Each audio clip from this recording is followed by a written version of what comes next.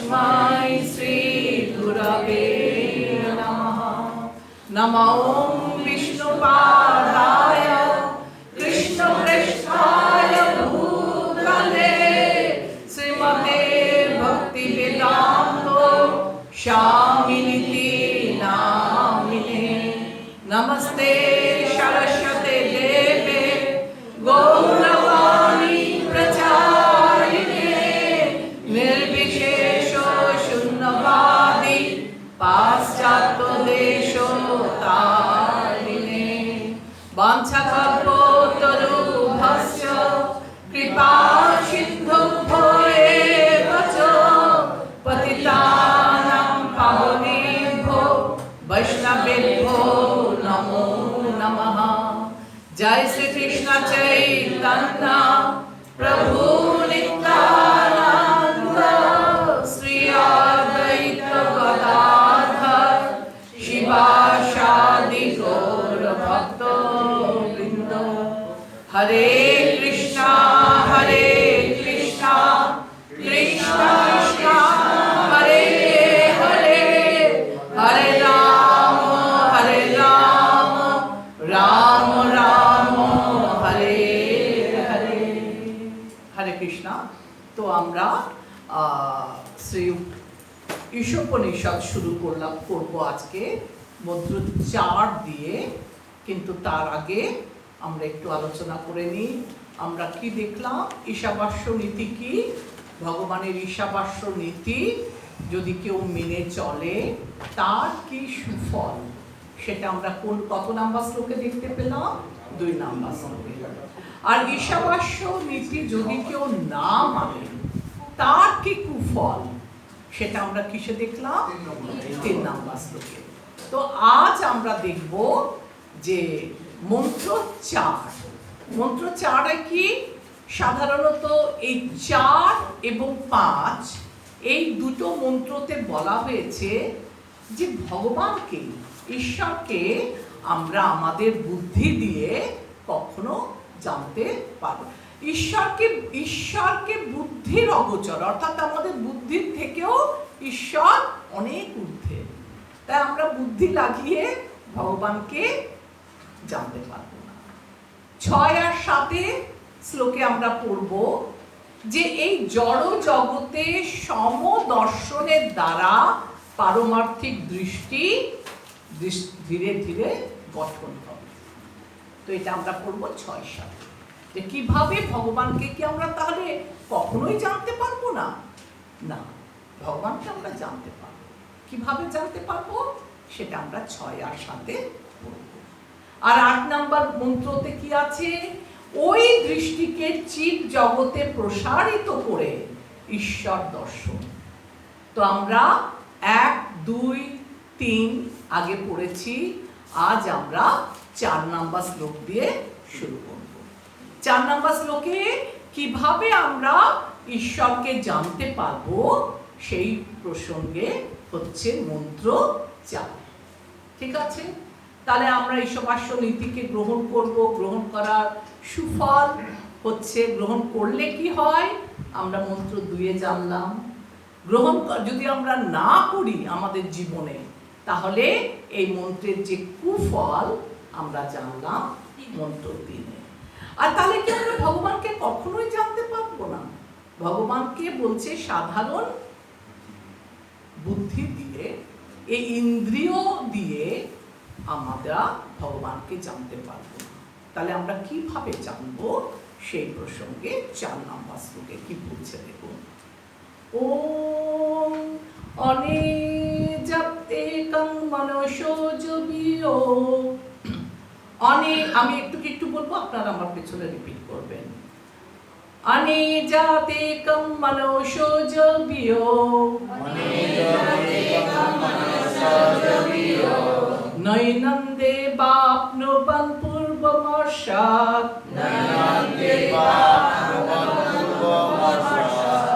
তদ্ধাবত অনন্যতেতি তিষ্ঠাৎ তস্মিন্নপমাতুরিষ্য দধাতি অনেজদেকং মনসো জপিয় অনেজদেকং মনসো জপিয়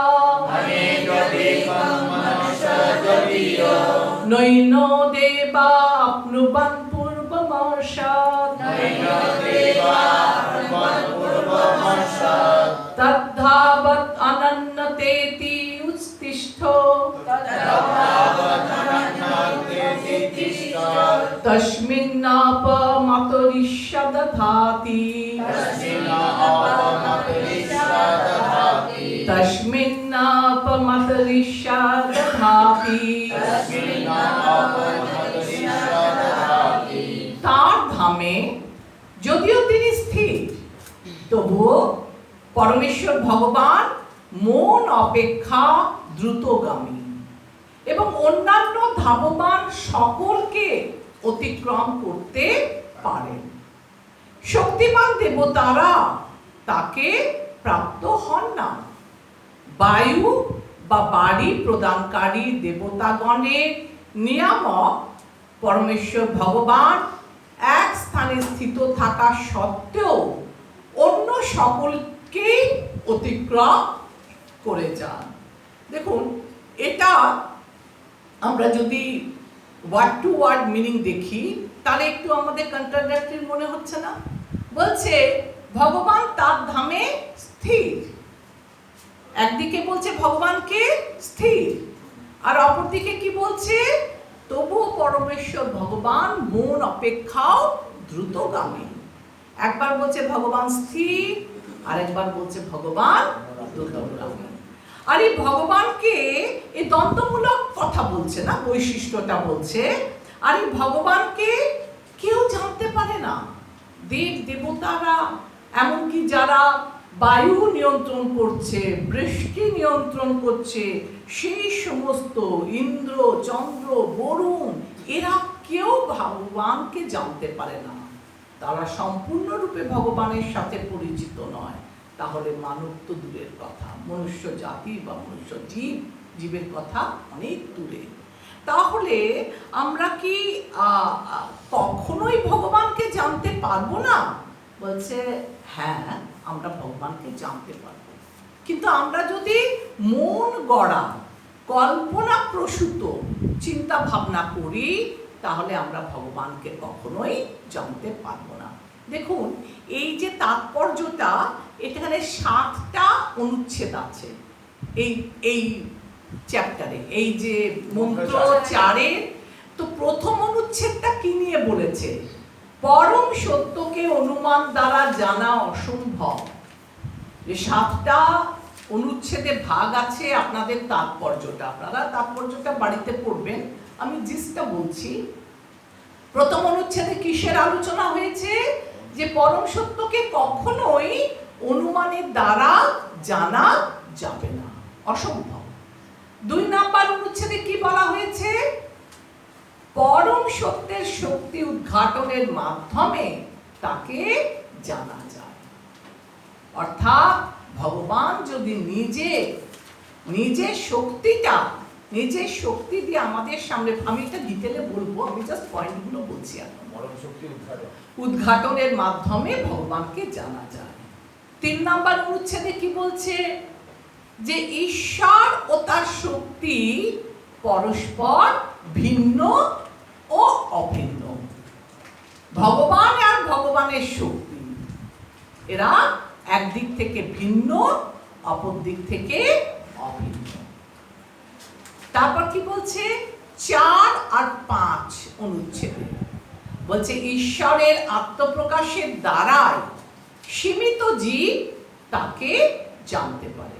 তাহলে ভগবানকে আমরা কি করে জানতে পারবো? ঈশ্বরের আত্মপ্রকাশের দ্বারাই সীমিত জীব তাকে জানতে পারে। ভগবান যদি আপনাকে কৃপা করেন তবে আপনি ভগবানকে জানতে পারবেন। অন্যথায় আপনি যতই অনুমান করুন, জল্পনা কল্পনা করুন, মনোপ্রসূত জল্পনা কল্পনা, এসব কিছু দিয়ে ভগবানকে জানা যায় না। আর লাস্ট অনুচ্ছেদ 6 আর 7 এখানে বলেছে ঈশ্বর প্রদত্ত নির্দিষ্ট ভূমিকা পালন। ভগবান যা যা আমাদেরকে দিয়েছে, যেভাবে যেভাবে চলতে বলেছে, আমাদের সেই সেই ভূমিকাগুলো গ্রহণ করতে হবে। কি 6 আর 7 ঈশ্বর প্রদত্ত নির্দিষ্ট কিছু পার্টিকুলার ভূমিকা থাকে। ঈশ্বর প্রদত্ত নির্দিষ্ট ভূমিকা পালন। 4-5টা হচ্ছে যে ভগবানকে আমরা কিভাবে জানবো। আমরা কি তাহলে ভগবানকে কখনোই জানতে পারবো না? তো 4 আর 5 অনুচ্ছেদে বলছে যে ঈশ্বরের আত্মপ্রকাশের দ্বারাই সীমিত জীব তাকে জানতে পারে। ভগবান হচ্ছেন অসীম, আর আমরা হচ্ছি কি? আমরা সীমিত জীব। তাহলে ঈশ্বর যখন নিজেকে আত্মপ্রকাশ করবে, তার মাধ্যমে সীমিত জীব ভগবানকে জানতে পারবে। এবার আসুন আমরা এক এক করে এক একটা প্যারা ধরে 3 আর 4টা অনুচ্ছেদ 3 আমরা এখন আলোচনা করব। যখন আলোচনা করবো আমি তো ডিটেল বলবো। এই জাস্ট এক লাইনে আপনারা বইয়ের মধ্যে লিখে নিতে পারেন। 3 নাম্বার অনুচ্ছেদে বলছে 4 আর 5টা সেম। 3-এ বলছে ঈশ্বর ও তার শক্তি, বলে না শক্তি আর শক্তিমান, এরা একদিক থেকে অভিন্ন, আবার একদিক থেকে ভিন্ন। হলো 3 নাম্বারটা। ঈশ্বর আর তার শক্তি পরস্পর ভিন্ন ও অভিন্ন হলো। এবার 4 আর 5 এই দুটো অনুচ্ছেদ থেকে আমরা যে জিস্ট পাচ্ছি সেটা হচ্ছে যে ঈশ্বরের আত্মপ্রকাশের দ্বারা, যখন ভগবান নিজেকে প্রকাশ করবে, ঈশ্বরের আত্মপ্রকাশের দ্বারাই সীমিত জীব তাকে জানতে পারবে। হলো। এইবার এই অনুচ্ছেদগুলো তাৎপর্যে আমরা এক এক করে বিশ্লেষণ করব। কি বলছে এই দেখুন, লাইন টু লাইন আপনারা বাড়িতে পড়ে নেবেন। এখানে আমি শুধু ইম্পর্টেন্ট পয়েন্টগুলো আলোচনা করব। হ্যাঁ, কি বলছে? অনুমান দিয়ে আমরা কখনো ভগবানকে জানতে পারব না, কারণ মানুষ হচ্ছে সীমিত বুদ্ধি সম্পন্ন। আমাদের বুদ্ধি এত বড় নয়, এত প্রখর নয় যে যার দ্বারা আমরা ভগবানকে জানতে পারব। তাই ব্রহ্মসংহিতায় বলা হয়েছে, মনের গতিতে গমনে সক্ষম একজন অভক্ত দার্শনিক শত শত বৎসর ভ্রমণের পরেও দেখবেন পরম তত্ত্ব তার থেকে বহু দূরে অবস্থান করছে। অর্থাৎ আপনারা জল্পনা কল্পনা কি বলে করে বিভিন্ন রকমের অনুসন্ধান করেও ভগবানের আপনারা খোঁজ পাবেন না। মনোগত মনোধর্ম প্রসূত যে সমস্ত জল্পনা কল্পনা, তার দ্বারা পরমেশ্বর ভগবানকে উপলব্ধি করা যায় না। এবার বলছে দেখুন, শ্রী ঈশোপনিষদে আমরা দেখলাম যে ভগবানের লোক কোথায়? ভগবান বসে আছে কোথায়? গোলক বৃন্দাবনে। ওটাকে কি বলে? কৃষ্ণ লোক। আর কৃষ্ণ লোকে বসে আছে যেখানে তিনি সর্বদা তার অপ্রাকৃত লীলা করছে, আমাদের এখান থেকে বহু দূর। এবার তাৎপর্যটা দেখুন, তবুও তার অচিন্ত শক্তির প্রবাহে তিনি যুগপৎ তার সৃজনী শক্তির প্রতিটি অংশে প্রকটিত হতে পারেন। বিষ্ণু পুরাণে তার শক্তিকে অগ্নি, উত্তাপ ও আলোর সঙ্গে তুলনা করা হয়েছে। ভগবান বিরাজ করছেন কৃষ্ণ লোকে, কিন্তু তিনি তার শক্তির মাধ্যমে আমরা দেখছি প্রতিটা অণু পরমাণু সব জায়গায় তিনি সর্বত্র ব্যাপ্ত, সব জায়গায় ছড়িয়ে আছে। তো এটা পদ্মপুরাণে খুব সুন্দর করে বিশ্লেষণ করেছে। এই যে ভগবানের শক্তি, ভগবান কিভাবে দূরেও অবস্থান করছে, কাছেও অবস্থান করছে, একটা উদাহরণ দিয়েছে সূর্য আর তার থেকে আলোক আর তাপ। সূর্য বহু দূরে আছে, কিন্তু বহু দূরে থাকলেও সূর্য তার আলোক আর তাপের মাধ্যমে আমাদেরকে কি করছে, আলো এবং তাপ বিকিরণ করছে। তেমনি পরমেশ্বর ভগবান তার অপ্রাকৃত ধামে বসে থাকা সত্ত্বেও তার বিবিধ শক্তিকে সর্বত্র পরিব্যাপ্ত করতে সক্ষম। ঠিক আছে, ফার্স্ট স্ট্যান্সা মিলে গেছে আপনাদের। এবার দ্বিতীয় স্ট্যান্সাতে আমি কি বলেছি আপনাদের, যে ছোট যে পরম সত্যের শক্তির উদ্ঘাটনের মাধ্যমে তাকে জানা যায়। আমরা ভগবানকে কিভাবে জানব? ঈশ্বর হচ্ছে অসীম, অনন্ত, ধারণার অতীত। আমরা চিন্তা করতে পারি না ভগবানের শক্তি। একমাত্র অনুমান ছাড়া আমরা তাকে জানতে পারি না। এর অধিক তাকে জানা আমাদের পক্ষে সম্ভব নয়। এখানে কি বলছে, ভগবান তার 3 রকমের শক্তি আছে। কি কি? অন্তরঙ্গা, বহিরঙ্গা, তৎস্থ। অন্তরঙ্গা শক্তিটা ত্রিতাত্ত্বিক জগতে প্রয়োগ করে বিভিন্ন রকম কার্যাবলী করে, বা তিনি ভগবান নিজেকে বিভিন্নভাবে অন্তরঙ্গা শক্তির দ্বারা বিস্তার করতে পারে। বহিরঙ্গা শক্তি সেটা হচ্ছে যোগ মায়া, ওটাকে পরিচালনা করছে। আর এই বহিরঙ্গা শক্তি কি? এই যে আমাদের প্রকৃতি, এই যে আমাদের বিশ্ব ব্রহ্মাণ্ড কিভাবে পরিচালনা হচ্ছে, সেটাকে বহিরঙ্গা শক্তির অধিষ্ঠাত্রী দেবী মায়া দেবী আমাদেরকে, আমাদের মা দুর্গা আমাদেরকে পরিচালনা করছেন। অন্তরঙ্গা শক্তি, বহিরঙ্গা শক্তি। আর এই যে জীব হচ্ছে তথস্থা শক্তি, অর্থাৎ সে ইচ্ছা করলে জগৎটাকে ভোগ করতে পারে, সে চাইলে ভগবত ধামে ফিরে যেতে পারে। এই 3টি শক্তির দ্বারা, খুব সুন্দরভাবে লিখেছে দেখুন, অন্তরঙ্গা শক্তি, তটস্থা শক্তি ও বহিরঙ্গা শক্তি, এই ত্রিবিধ শক্তির প্রত্যেকটিরই শত শত লক্ষ লক্ষ উপবিভাগ আছে।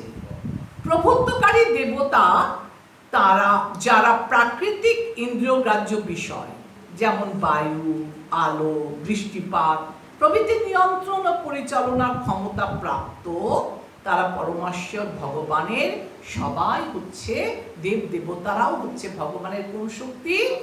তৎস্থা শক্তির অন্তর্গত। আর বলছে যে এই যে পরমেশ্বরের বিভিন্ন শক্তি তা পরিব্যাপ্ত আছে, সব জায়গায় ছড়িয়ে আছে। যদিও ভগবান এবং ভগবানের শক্তি এদের মধ্যে কোনো পার্থক্য নেই, তবুও কারো কারো ভ্রান্ত ধারণা করা উচিত নয় যে ভগবান নির্বিশেষ রূপে সর্বত্র বিরাজিত, অথবা তিনি তার ব্যক্তিসত্তা হারিয়েছেন। মানুষ মাত্রেই তার বুদ্ধিমত্তা এবং বোধ শক্তি অনুসারেই কোনো সিদ্ধান্ত করতে অভ্যস্ত, কিন্তু যেখানে ভগবান সম্পর্কে সে কোনো মন্তব্য করবে সেটা তার বুদ্ধির অগোচরে। তাই পরমেশ্বর ভগবান হচ্ছেন অবাং মনস গোচর, এটাকে আন্ডারলাইন করে নিন ওয়ার্ডটাকে, অর্থাৎ বাক্য এবং মনের অতীত। অবাং মনস গোচর, অর্থাৎ বাক্যের এবং মনের অতীত হচ্ছে ভগবান। দেখুন, এই ভগবানকে যে জানার তত্ত্ব আমরা ধীরে ধীরে ধীরে ধীরে অর্জন করব। যেমন ধরুন, একটা আমি জাগতিক উদাহরণ বলছি। ঘরে পিঠে রয়েছে, ঠিক আছে, বেশ বড় বড় পিঠে। আপনি একটা পিঠে খেলেন, দেখলেন পেট ভরেনি। 2টো পিঠে খেলেন, দেখলেন পেট ভরেনি। 3টে পিঠে খেলেন, পেট ভরেনি। 4 নম্বর পিঠেটা যখন খেলেন, দেখলেন আপনার পেটটা ভরে গেল। এবার আপনি ভাবতে পারেন, কি দরকার ছিল আমার ওই 4টে প্লেটে 4টে পিঠে রাখা ছিল, 1 2 3 4 করে। আমি তো 4 নম্বরটা প্রথমে খেলেই আমার পেট ভরে যেত, তাই না? কারণ আমাকে 1 2 3 এত খাবার দরকার ছিল কি? ভাবতে পারে যে আমি 4 নম্বর খেলেই আমার পেট ভরে যেত না। দেখবেন মাঝে মাঝে ঘরে এরকম হয় না, সবার বাড়িতে কোনো একটা বাক্স খুলছে না, বা কোনো একটা টাইট আছে, বলে মা একটু খুলে দাও না, বাবা একটু খুলে দাও না, বাচ্চাটা টিফিন বক্স খুলছে না। তো সবাই চেষ্টা করছে, এ চেষ্টা করলো, ও চেষ্টা করলো, ও চেষ্টা করলো, সবাই চেষ্টা করলো। একজনের হাতে খুলে গেল। তখনও মনে মনে ভাববে প্রথমে যদি এর কাছে আসতাম একবারে খুলে দিত না, এর পেছনে কিন্তু সবার প্রয়াস আছে, একসঙ্গে করে করে করে করে কারোর একটা হাতে গিয়ে সেই ঢাকাটা খুলে গেল। তো ভগবানকে জানতে হলে, ভগবানকে বুঝতে হলে আপনি এক লাফে ভগবানকে জানতে পারবেন না। আমাদের ধীরে ধীরে ধীরে ধীরে স্টেপ বাই স্টেপ ভগবানের কাছে যায়। কেন কি মানুষের সীমিত বুদ্ধি সম্পন্ন, ঈশ্বর হচ্ছে অসীম, অনন্ত এবং সর্বশক্তিমান। তিনি চাইলে সীমিতকে অসীমকে জানার ক্ষমতা প্রদান করতে পারেন। আপনি সীমিত, ভগবান হচ্ছে অসীম।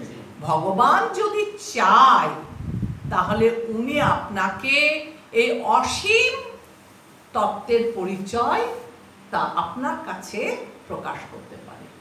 তার কৃপাতে এভাবেই তাকে জানা সম্ভব। আমি একটা এক্সাম্পল বলি, আপনাদের একদম মাথায় এটা গেঁথে যাবে। একটা ছোট্ট বাচ্চা একটা হাতি দেখেছে সামনে, আর হাতির মাথার উপর একটা মণি আছে। তো বাচ্চাটা দূর থেকে ওটা অ্যাট্রাক্ট করেছে, আর বাচ্চাটা চাইছে আমি হাতির মাথায় মণিটা নেব। তো একটা বাচ্চা হাতির মাথা অবধি যাবে, চেষ্টা করছে করছে করছে করছে করছে, তাহলে সে কি কোনোদিনও পাবে না? পাবে। যদি হাতি মনে করে আমি এই বাচ্চাটাকে মণিটা দেব, ও চাইছে যখন, হাতি যদি বসে যায়, বসে গিয়ে মাথাটা নিচু করে, তবে সে ছেলেটা পাবে। হাতি যদি না বসে, বাচ্চা মণি পাবে? কখনোই পাবে না। ঠিক তেমনি আমরা চাইলেও ভগবানকে জানতে বা বুঝতে পারবো না। যদি ভগবান আমাদের উপর কৃপা করে তবেই আমরা ভগবানকে জানতে পারব। এবার দেখুন, এবার জ্ঞান অর্জনের পন্থা আমরা কিভাবে এই জ্ঞানগুলো অর্জন করব।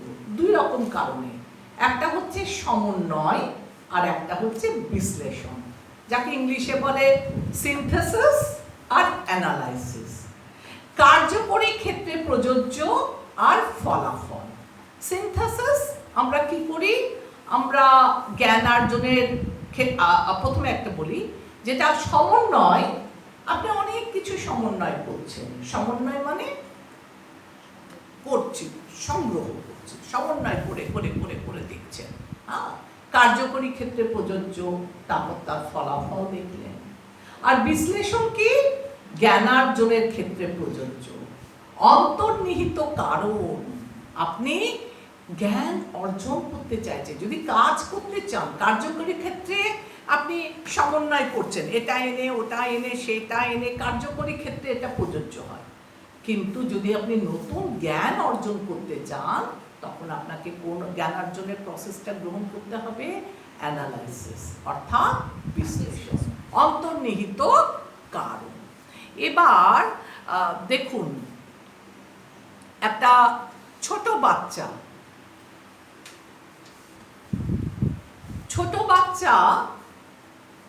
একটা শিশু আচ্ছা, তার আগে আরেকটা সুন্দর করে এক্সাম্পল দিলে আপনাদের কাছে এটা ক্লিয়ার হবে। দেখুন, একটা বাচ্চা ছেলে, তার মা বাবা এরা সবাই মিলে মার্কেটে গেছে, ঠিক আছে, শপিং মলে গেছে। এবার বাচ্চার চোখটা কোন দিকে থাকবে? কোথায় ক্যাডবেরি রাখা আছে, কোথায় ব্যাট বল, ওই সব দিকে যাবে। যিনি গৃহিণী, তার চোখটা কোথায় যাবে? তিনি দেখবেন কি কি ড্রেস আছে, কি কি কিচেনের সামগ্রী আছে, কি কি আমার ঘরে কম আছে। আর যিনি কর্তা, তিনি কি দেখবেন? তিনি তার চয়েসেবল জিনিস দেখবেন। হ্যাঁ, হয়তো তার কিছু পোশাক কিংবা তার কিছু প্রয়োজনীয়, নিত্য প্রয়োজনীয় সেভিং কিট, এইসব যেগুলো তার উপযোগী। তিনজনেই গেছে শপিং মলে, কিন্তু তিনজনের আলাদা আলাদা বিচার। শপিং মল মানেই আমরা সবাই চাইছি ভগবত ধামে যাব, ঠিক আছে, কিন্তু এই যে ভগবত ধামে যাব, আমরা কিন্তু সবাই একভাবে ভক্তি করতে পারি না। মা একরকম করে, মা হয়তো খুব বেশি কনসেন্ট্রেট করে করে, বাবা একরকম ভাবে করে, কি বাবা হয়তো এখন ভক্তি পথে আসেই নি। বাচ্চাটা মাকে বাবাকে দেখে দেখে যতটুকু পারলো শিখলো, তার একটা নিজস্ব চিন্তা ভাবনা থাকে। কিন্তু সবাই যে যার বুদ্ধিটা অ্যাপ্লাই করছে। একটা ছোট বাচ্চা শপিং মলে গিয়ে তার বুদ্ধি অ্যাপ্লাই করছে যে কি করে আমি আমার পছন্দসই জিনিসগুলো, মা কিনে দাও, বাবা কিনে দাও। বাচ্চে কে? সে নিজে ভাবছে আমার এটা চাই, আমার ওটা চাই, এই স্কুল ব্যাগ চাই, এই ওয়াটার বটল চাই, বুদ্ধি অ্যাপ্লাই করছে। মাও তার বুদ্ধি অ্যাপ্লাই করছে, বাবাও তার বুদ্ধি অ্যাপ্লাই করছে, গিয়ে দেখছে। সেই রকম আরেকটা এক্সাম্পল দিচ্ছি। দেখুন, কৃষিক্ষেত্রে ট্রাক্টর দিয়ে চাষ করা হয়, এটা আমরা জানি। এবার কেউ যদি তার নতুন গাড়িটা নিয়ে এসে সে মাঠে নামিয়ে দিল যে এই গাড়িটা দিয়ে আমি হাল চাষ করব, তাহলে গাড়িটা কি হবে? নষ্ট হয়ে গেল, হালটাও গেল, গাড়িটাও গেল। তো আমাদের জানতে হবে, আমাদের বুঝতে হবে যে কোনটা আমাদের পক্ষে সঠিক আর কোনটা আমাদের পক্ষে সঠিক নয়। মনোধর্মের দ্বারা ভগবানের স্বরূপকে প্রতিষ্ঠিত করার ব্যর্থ প্রয়াসীদের শ্রী উপনিষদ এই শ্লোকে সতর্ক করেছেন। বেদের মতো শ্রেষ্ঠ উৎস থেকেই ভগবানের অপ্রাকৃত স্বরূপ জানার চেষ্টা করা উচিত, কেননা তা অপ্রাকৃত জ্ঞানের আকর। আপনি অনেকভাবে জানতে পারেন যে এই মাঠে কিভাবে চাষ করা হয়, কিন্তু আপনি যদি যথাযথ জ্ঞান অর্জন না করে একটা গাড়ি চালিয়ে দেন মাঠ চাষ করবো বলে, তাহলে গাড়িটা কি হবে? নষ্ট হবে। কোন জ্ঞানটা কোথায় প্রয়োগ করতে হবে, যেমন ভগবত তত্ত্ব জ্ঞান জানতে হলে আপনাকে বেদের সাহায্য নিতে হবে, সেই আপনাকে সঠিক পথটা দেখাবে। আর একটা জিনিস, আপনাকে লেগে থাকতে হবে। এই যে আমরা ভক্তি করতে এসেছি, আমরা ইস্কনে এসেছি, be a part but not a part. আমরা ভক্তি পথের একটা পার্ট হয়ে থাকব। কিন্তু আমরা যদি ভাবি কি দরকার ক্লাসে যাওয়া, এই তো আমরা ঘরেই পড়ে নেব, নট এ পার্ট। আপনি যদি মনে করেন আমি একা একা ভক্তি করে নেব ঘরে, আমার ভক্ত সঙ্গ করার দরকার নেই, আমি ঘরেই করছি, সেটা করলে আপনি সঠিকভাবে ভগবানকে জানতে পারবেন না। বি আ পার্ট, এটা লিখতে পারেন, নট এ পার্ট। আপনাকে সেই ভক্তিপথের একটা সদস্য হিসেবে থাকতে হবে, সেটা ইস্কনেই হোক, আপনার গ্রুপেই হোক, আপনার ক্লাসেই হোক, বি আ পার্ট। আপনি ওটা থেকে দূরে সরে যাবেন না, নট আ পার্ট। এবার দেখুন, পরম পুণ্যের প্রতিটি অংশ তার বিশেষ শক্তি অনুসারে নির্ধারিত কাজ করতে আদিষ্ট, কিন্তু সেই অংশ যখন কর্তব্য বিস্তৃত হয় তখন সে মায়ার বশীভূত বলে বিবেচিত হয়। ভগবানের দ্বারা পূর্ব নির্ধারিত রঙ্গমঞ্চের অভিনয় করার ব্যাপারে সতর্ক হওয়ার জন্য এইভাবেই শুরু থেকেই ঈশ্বর উপনিষদে আমাদেরকে সাবধান করে দিয়েছে। এর অর্থ এই নয় যে স্বতন্ত্র আত্মা তার নিজের কোনো উদ্যম থাকবে না। ভগবান ঈশাবাস্য নীতি অ্যাপ্লাই করেছে, তার মানে এটা নয় যে আপনার নিজস্ব স্বাধীনতা কিছু নেই। ভগবান আমাদের সবাইকে একটা স্বতন্ত্র স্বাধীনতা দিয়েছে, সেখানে আমরা আমাদের বুদ্ধি প্রয়োগ করতে পারি। যেহেতু সে ভগবানের অবিচ্ছেদ্য অংশ, তাই তাকেও ভগবানের উদ্যমের অবশ্যই অংশগ্রহণ করতে হয়। সকল কিছুই পরমেশ্বর ভগবানের শক্তির প্রকাশ।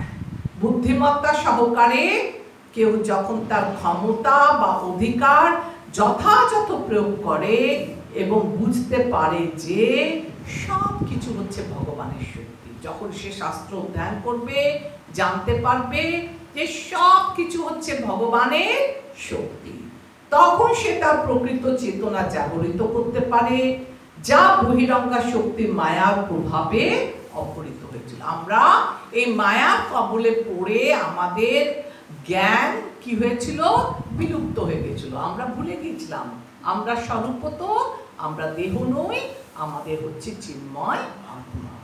কিন্তু আমরা সেইটা আবার ফেরত পাবো কিভাবে? ভগবান বেদে যেভাবে আমাদের জীবনকে চালনা করতে বলেছে বর্ণাশ্রম পন্থার মাধ্যমে, তার মাধ্যমে আমরা ধীরে ধীরে আমরা আবার আমাদের পুরনো হারিয়ে যাওয়া কথা, আমরা যেটা বিস্মৃত হয়ে গেছি, আমরা হচ্ছি ভগবানের সন্তান, তা আমরা ধীরে ধীরে মনে করতে পারবো। দেখুন এখানেও 3 ধরনের লোক আছে না। জড়বাদী। জড়বাদী মানে বলে না যা দেবে অঙ্গে তাই যাবে সঙ্গে, তার মানে এখন ভোগ করে নাও, ভোগ করে নাও। এগুলো জড়বাদীরা বলে যে এখন তুমি যা ভোগ করবে, যা দেবে অঙ্গে তাই যাবে সঙ্গে। আর যারা জড়বাদী না, যারা ব্রহ্মে বিশ্বাসী, তারা বলবে ব্রহ্ম সত্য, জগৎ মিথ্যা। ওরা কি করে? সব কিছু ত্যাগ করো, সব কিছু প্রলোভনে পা দিও না, আর আমাদের টার্গেট কি? ব্রহ্মে গিয়ে ভগবান হয়ে যাওয়া। আর ভক্ত কি করে? ভক্ত ভাবে আমি ভগবানকে, ভগবানের সেবার মাধ্যমে আমি কি করব? ধীরে ধীরে ধীরে ধীরে ভক্তি পথে এগোব। তাহলে এই যে ভগবানের সেবা, সেই সেবাটা কিরকম দেখুন। জড়বন্ধন, জড়বাদীরা কি বলবে? যাই দেব অঙ্গে তাই যাবে সঙ্গে, অর্থাৎ জড় জগৎকে ভোগ করো। বলে না চার্বাক একটা মতবাদ আছে, যাবৎ জীবে সুখম জীবে ঋণম কৃত্তা হিতম জীবে, অর্থাৎ এখন যা আছো ভালো করে মানুষ খেয়ে পড়ে বেঁচে নাও, ঋণ করেও ঘি খাও, যা খাবে সেটাই তোমার সঙ্গে যাবে। আচ্ছা, ব্রহ্মবাদীরা এরা হচ্ছে জড়বাদী। ব্রহ্মবাদীরা কি? এরা প্রয়োগ বর্জন, কোনো কিছু আমি জড়জগতের জিনিসটা নেব না, সব কিছু ত্যাগ করব। ত্যাগের মাধ্যমে ও কোথায় যেতে চায়? ব্রহ্মজ্যোতিতে বেরিয়ে। আর ভক্ত চাইছে আমার আধ্যাত্মিক উন্নতি, আমি যেন উন্নতির পথে যাই। এবার দেখুন একটুখানি 2-1টা বলি। ভগবানের যে আমরা সেবা করি, 3 রকমের সেবা হয়। একটা হচ্ছে আমরা নিজের থেকে নিজস্বতা, যে যা নিজের মতো নিজের বাড়িতে সেবা করে, নিজস্ব। আরেকটা হচ্ছে সেবা, ভগবানের সেবা আমরা করি স্বতঃস্ফূর্তভাবে, কেউ আমাকে প্রেশারাইজ করেনি যেটা করতে হবে, ওটা করতে হবে, সেটা করতে হবে, আমি স্বতঃস্ফূর্ত হয়ে আমি সেবা করছি। আর আরেকটা হচ্ছে স্বেচ্ছামূলক। আপনি একটা ঘোড়াকে নিয়ে এসে নদীর কিনারায় ধরে টেনে নিয়ে এলেন না, কি বলে এটাকে, যেটা ধরে নিয়ে যায় ঘোড়াকে? লাগাম। ঘোড়ার লাগাম নিয়ে এসে নদীতে জলের কাছে রাখলেন, কিন্তু জলটা কে খাবে? ঘোড়াকেই, জলটা কিন্তু ঘোড়াকে খেতে হবে, তাই না? আপনি ঘোড়া তৃষ্ণার্ত, লাগাম ধরে ঘোড়াকে নদীর কাছে এনে দিলেন, ঘোড়ার জল তো আপনি খেয়ে দেখাতে পারবেন না, ঘোড়াকেই ওই জলটা খেতে হবে। তাই দেখুন একটা উদাহরণ দিই। একটা বন্ধ গাড়ি খারাপ হয়ে গেছে, তো পেছনের লোকরা কি করে? 4-5 জন মিলে ধাক্কা লাগায় যাতে অচল গাড়িটা সচল হয়। আর গাড়ির সামনে একটা ড্রাইভার বসে থাকে। এবার ওকে যখন পেছনে ধাক্কা লাগাচ্ছে, যদি এই ড্রাইভারটা আলসামি করে, না চালায়, মনোযোগী না হয়, তাহলে গাড়িটা চলবে না। এরা ধাক্কা লাগাবে, কিন্তু ড্রাইভারকে স্টিয়ারিং ধরতে হবে, গাড়িটা চালাতে হবে, তবে এই গাড়িটা আগে এগোবে। ঠিক তেমনি ভক্তি পথে ধরুন, ভক্তরা আপনাকে সাহায্য করবে। যারা উত্তম ভক্ত, আপনি ইস্কনে এসেছেন, মন্দিরে এসেছেন, যারা উত্তম ভক্ত তারা আপনাকে হেল্প করলো। আর আপনি নিজের প্রচেষ্টা, ওরা আপনাকে হেল্প করছে, আপনি ওর হেল্পটা শুনে যা যা বলছে করছে, নিজে প্রচেষ্টা করে ভক্তিটাকে বাড়াবে। তাহলে এটা কি হলো? আপনার ভক্তি জীবন গতিশীল হলো। এবার দেখুন, ভক্ত আপনাকে সাহায্য করছে, বলে দিল আপনি এটা করবেন, ওটা ঘরে দিয়ে ভাবলো ফালতু এতগুলো বলে কি দরকার, করবো না, হয় না? আলস্যতা, ঘরে গিয়ে ওটাকে নিজের জীবনে অ্যাপ্লাই করলো না, আলসামি করলো। তাহলে কি হবে? ওর ভক্তি জীবনটা স্থগিত হয়ে গেল, গেল শুনলো কিন্তু প্রয়োগ করলো না, তাহলে ভক্তি জীবনটা স্থগিত হয়ে গেল। এবার আরেক ধরনের লোক আছে, উত্তম ভক্ত ওকে মন্দিরে সাহায্য করলো কিন্তু ও কি করলো? বিরোধিতা করলো। আপনি এগুলো কি করে বলতে পারেন যে ভগবান আছে, কৃষ্ণই ভগবান? এটা আপনি কি করে বলবেন? ও আপনার সঙ্গে আর্গুমেন্ট করলো, বিরোধিতা করলো। আর তর্কের মাধ্যমে কখনোই ভগবানকে পাওয়া যায় না। এদের কি হলো? এরা ভক্তি জীবন থেকে বঞ্চিত হলো। ঠিক আছে সবাই? এই হচ্ছে আমাদের আজকের মোটামুটি ঈশবাস্য নীতি 4 নাম্বারটা এটাই ফলো। আমরা কি দেখলাম 4 নাম্বার শ্লোকে? আচ্ছা আরেকটা আছে, এটা বললাম তো আমি, ভগবত সেবা। আচ্ছা ভক্তের সাহায্যে এটাও বলে দিচ্ছি আপনাদেরকে। আচ্ছা লাস্ট কথাটা যেটা আমি আপনাদেরকে বলছি, লাস্ট প্যারাতে একটু পড়ি।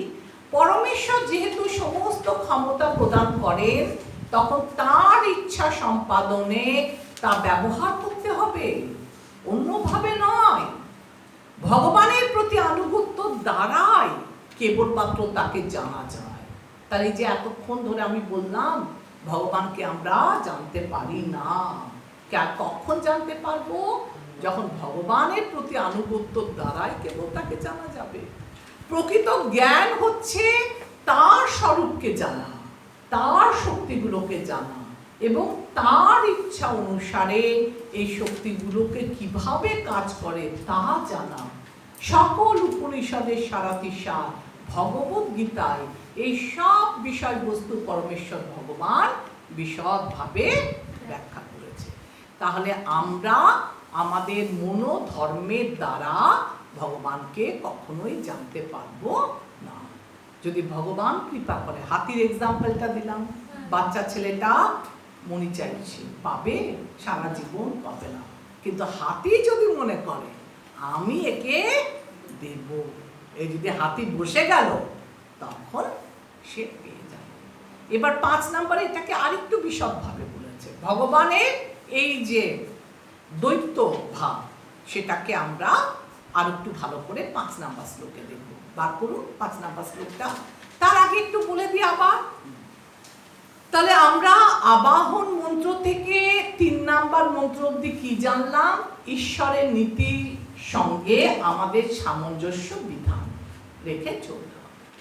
মন্ত্র 4 থেকে 8 যে ঈশ্বরকে চিনার সঠিক চিন্ময় দৃষ্টি কি, সেটা আমরা 4 থেকে 8-এ জানব।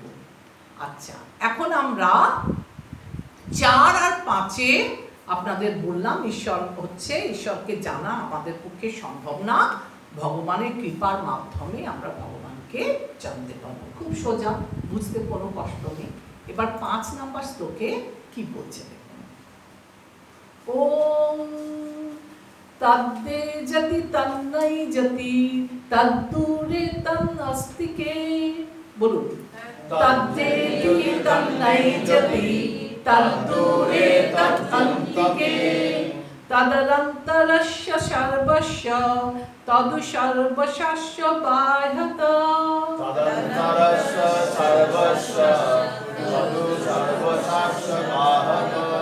তদ্দে যতি তন্নৈ যতি তদ্দে যতি তন্নৈ যতি তদ্দূরে তদন্তিকে তদ্দূরে তদন্তিকে তদনন্তরস্য সর্বস্য তদন্তরস্য সর্বস্য তদু সর্বশস্য বাহ্যত। তদু সর্বশস্য বাহ্যত। তদু সর্বশস্য বাহ্যত। এটা ভালো বলতে পারেন। আরেকবার বলি।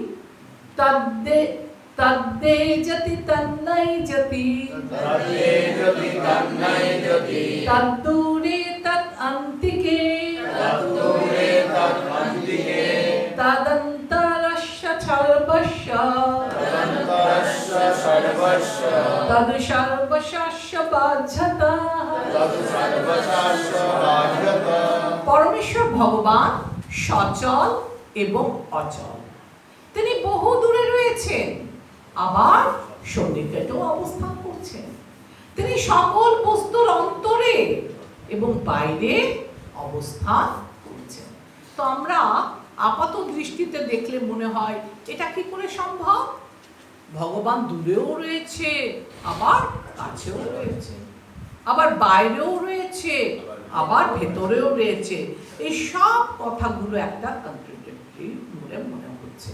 তো আমরা এখানে 9টা অনুচ্ছেদ আছে, ঠিক আছে? এই শ্লোকের তাৎপর্যে 9টা অনুচ্ছেদ আছে। প্রথম অনুচ্ছেদে আমরা কি নিয়ে আলোচনা করব?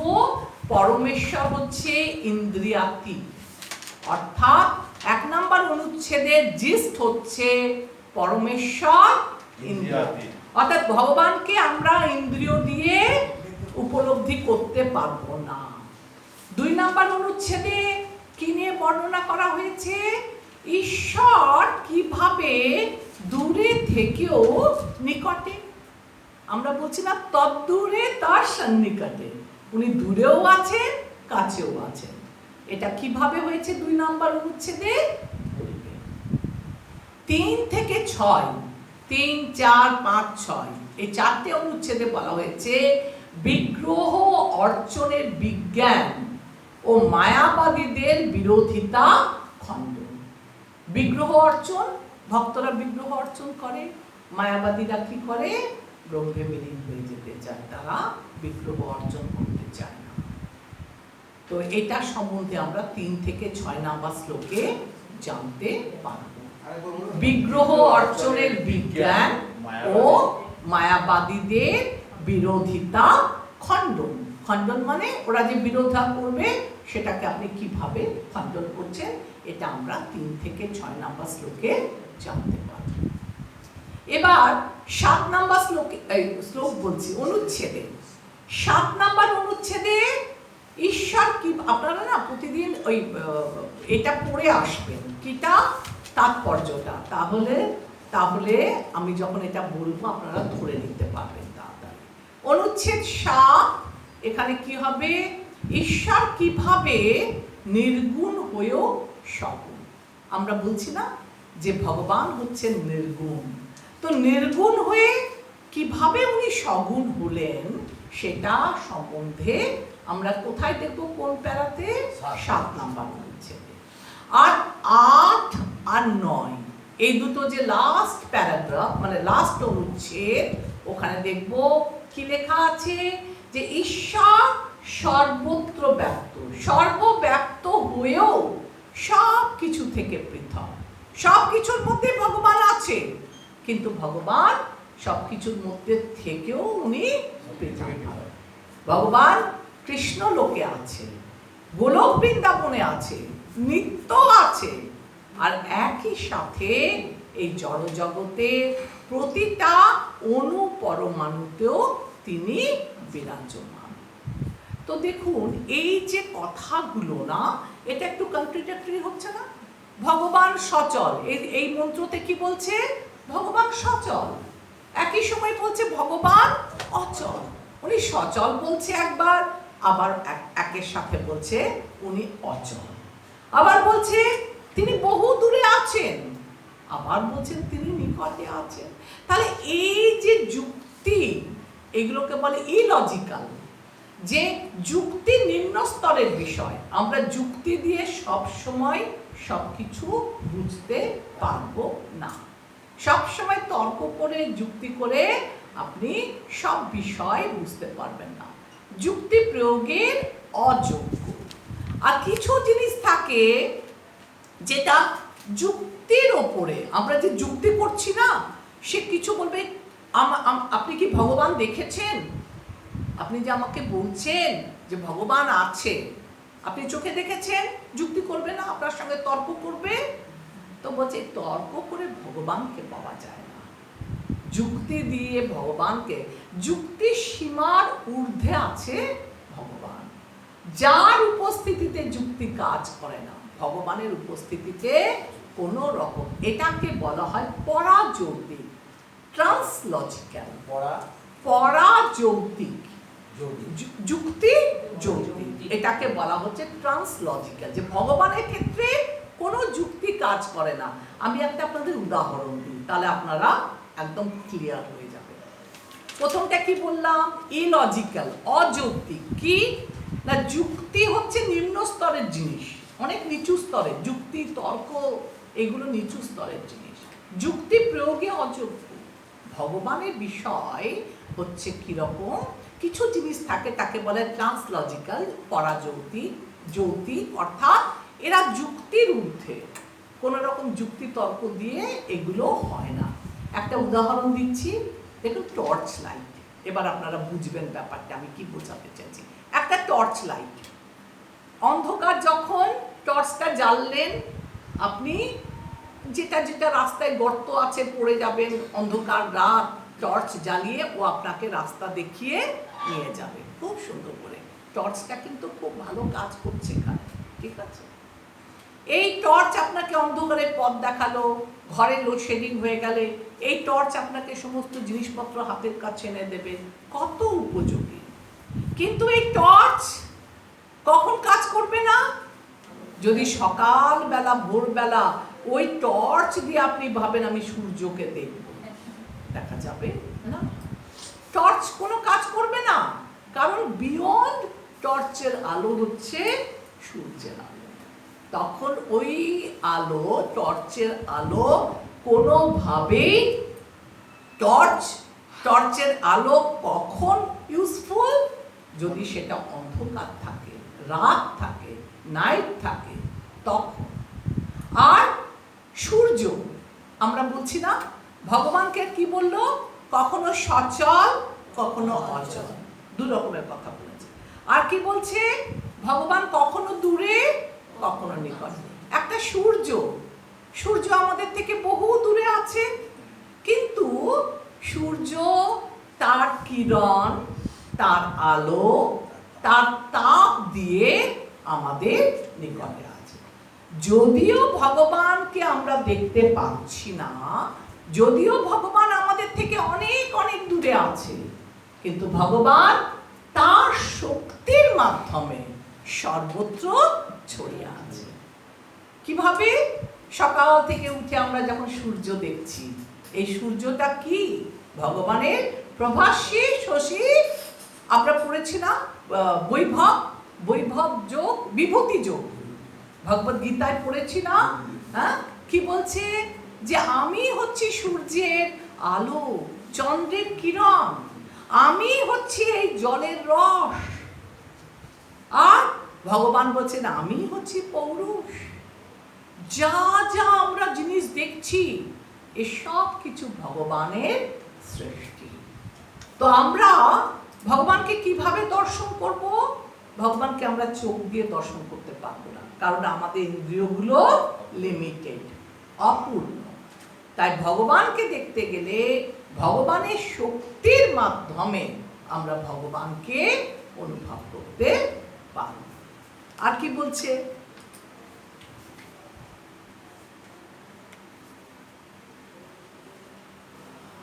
হ্যাঁ, ভগবান কিভাবে দূরে আছে আর কিভাবে অন্তরে। দেখুন, ভগবান গোলক বৃন্দাবনে আছে আমরা সবাই জানি, আর অ্যাট দ্য সেম টাইম ভগবান ক্ষীরোদক সাই বিষ্ণু হয়ে আমাদের সকলের হৃদয়ে পরমাত্মা রূপে বিরাজ করছে। আমরা কালকে দিয়ে ভাত খেয়েছি, আজকে জিজ্ঞাসা করলে চারবার চিন্তা করবো না কালকে ভাতের সাথে কি কি পদ ছিল। কিন্তু ভগবান পরমাত্মা রূপে আমাদের হৃদয়ে বসে আছে, তাই ভগবান আমাদের পাস্ট, আমাদের প্রেজেন্ট, আমাদের ফিউচার সব কিছু দেখতে পাই। কিন্তু আমরা খানিকক্ষণ আগে কি ঘটে গেছে সেটা জিজ্ঞাসা করলে আমরা চিন্তায় পড়ে যাই। সত্যি তো কালকে ভাতের সঙ্গে কি দিয়ে খেয়েছিলাম, কাল আমার কি কি ব্রেকফাস্টে হয়েছিল আমরা বলতে পারি না। কিন্তু আমাদের জীবনের ম্যানুয়ালটা কিভাবে চলবো ভগবান চালাচ্ছে। তাই ভগবান প্রত্যেকটা জীবের অন্তরে সাক্ষী রূপে বসে আছেন। আমরা যা কর্ম করছি সেটা ভালো হোক মন্দ হোক, প্রকৃতি আমাদেরকে আমাদের কর্মফল অনুসারে পরবর্তী দেহটা প্রদান করবে। আর আমরা যা যা করছি তার সাক্ষী কে? ভগবান পরমাত্মা রূপে সবার আছে, এবং শুধুমাত্র আমাদের হৃদয়ে নেই, প্রত্যেকটা অণুতে পরমাণুতে জড় বস্তুর ভেতরও ভগবান বিরাজমান। সর্বস্ব চাহং হৃদি সন্নিবিষ্ট, সব কিছু আমাদের হৃদয়ের কাছেই ভগবান রেখেছে। ভগবান আমাদের নিকটে আছে, ভগবান আমাদের থেকে দূরে আছে। ভগবান সচল, ভগবান অচল। দেখুন, আমরা কি এরকম বলতে পারি এই লোকটা কি লম্বা, বললাম লম্বা লোক, আবার একই সাথে বলি না লোকটা কি বেটে। তো দুটো কি হলো কথা? একবার লম্বা বলছে, একবার বলছে বেটে। একবার বলছে ভগবান সচল, একবার বলছে অচল। একবার বলছে ভগবান দূরে থাকে, একবার বলছে ভগবান অন্তরে থাকে। তো এটা কি রকম? তো দেখুন, একটা খুব সুন্দর উদাহরণ বলছি। একটা টিচার বলতে পারে আমি এই স্টুডেন্টগুলোকে, যে স্টুডেন্টগুলোকে আমি কম মার্জন করেছি তারা বেশি মার্কস পেয়েছে। কথাটা কি রকম? যে স্টুডেন্টগুলোকে আমি কম মার্জন করেছি, যাদেরকে আমি বেশি পলিশ করিনি, যাদের আমি বেশি পড়াইনি, তারা, এর দুই রকমের অর্থ হচ্ছে। কি রকম? টিচার সবাইকে একই রকম পড়িয়েছে, কিন্তু টিচার জানে কার কতটা ক্যাপাসিটি, কে কতটা কিছু নেবে।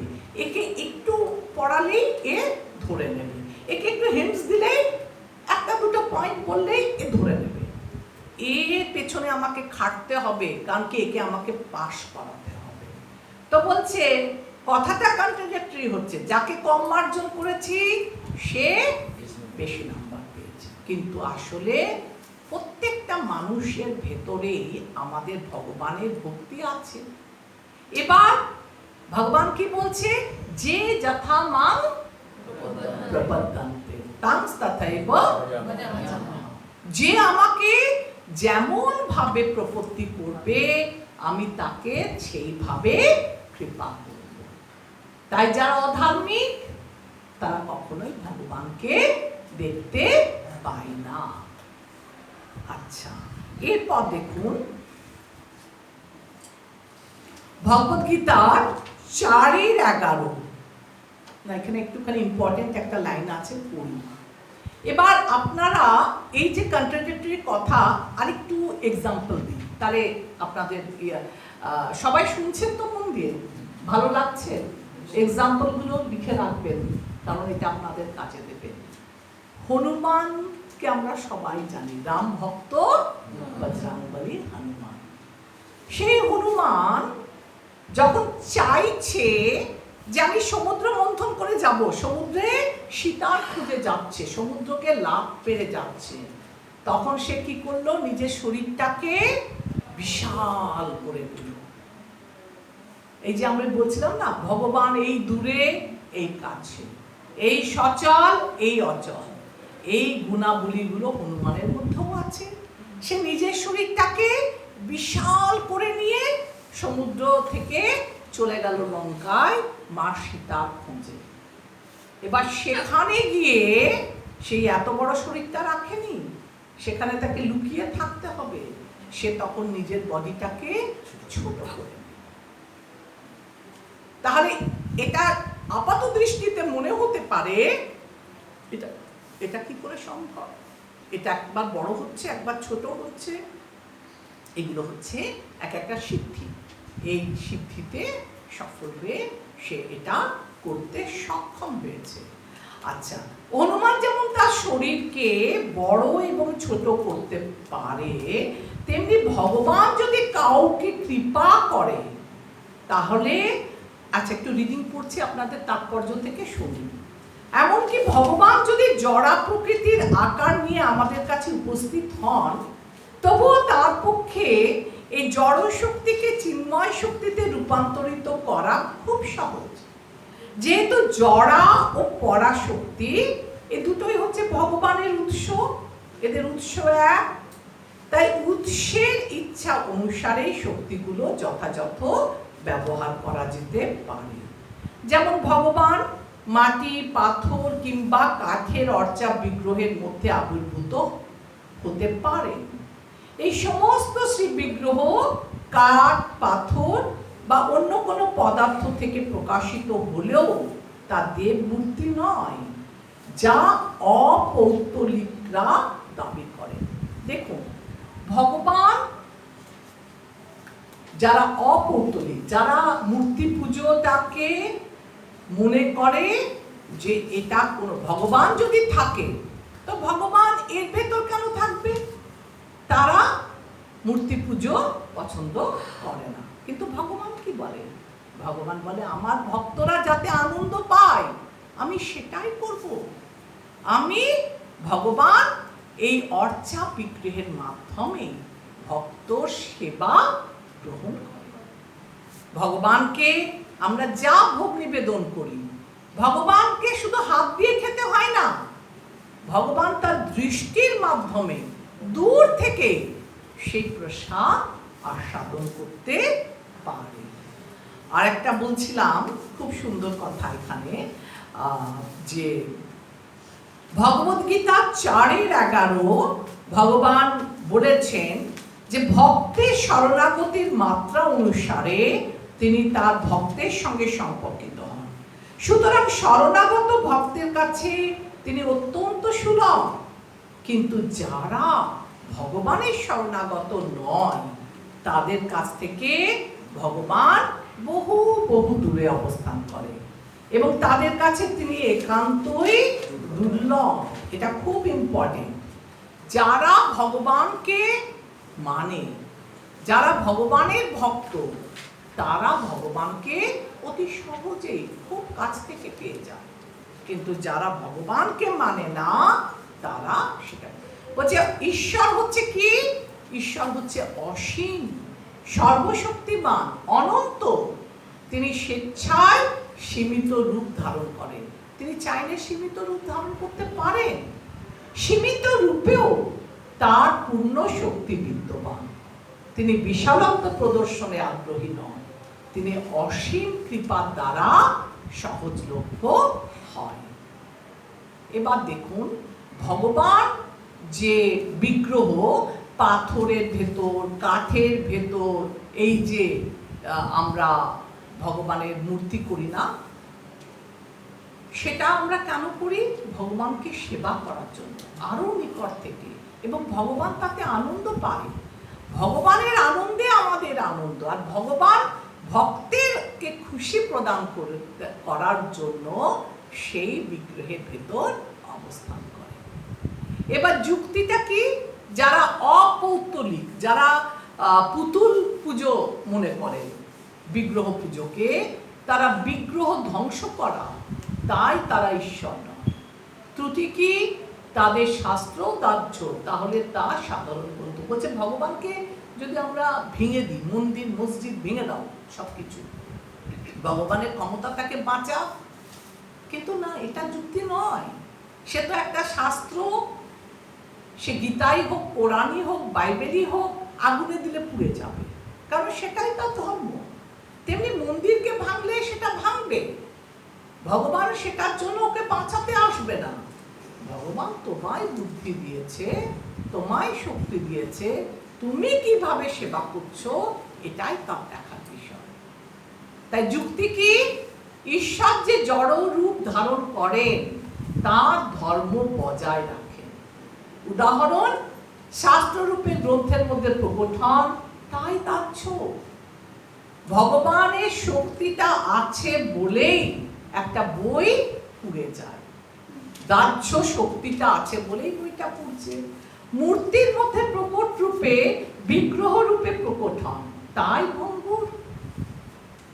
তাই জন্য আমাদের কখনো এটা ভাবা উচিত না যে কি, যে ভগবান এসে এই বিগ্রহটাকে কেন রক্ষা করছে না, ভগবান এসে তার শাস্ত্রকে কেন রক্ষা করছে না, কেন বাঁচাচ্ছে না, এটা আমাদের মনে করা উচিত না।